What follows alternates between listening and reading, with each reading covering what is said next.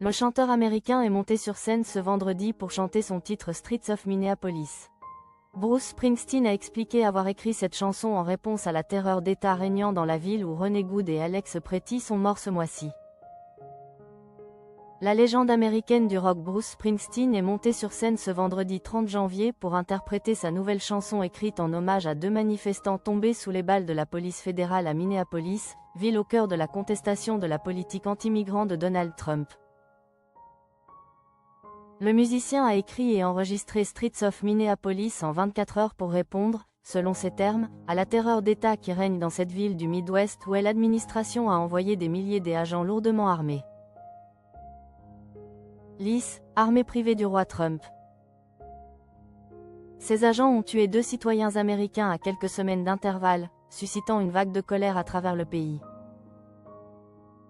Des milliers de manifestants sont descendus dans la rue vendredi pour protester contre les raids des agents masqués de l'ICE, la police de l'immigration. À Minneapolis, le boss a expliqué avoir envoyé sa chanson à Tom Morello de Rage Against the Machine pour connaître son avis. Tom se passionne facilement, a déclaré sur scène le rocker sous les rires du public. Je lui ai dit, Tom, qu'en penses-tu? C'est un peu grandiloquent. Et il m'a répondu, Bruce, les nuances, c'est merveilleux, mais parfois, il faut leur coller un pain. Le chanteur de Born in the USA, critique farouche du président américain, compare dans son morceau Lice à l'armée privée du roi Trump, dont les membres portent des bottes d'occupants. Il y avait des traces de sang là où il aurait dû y avoir de la miséricorde, et 2 morts qu'on a laissé mourir dans les rues enneigées. Alex Pretty et Ronnie Good, chante-t-il. Je dédie ceci aux habitants de Minneapolis, aux habitants du Minnesota et aux habitants de notre beau pays, les États-Unis d'Amérique, a-t-il lancé vendredi au public.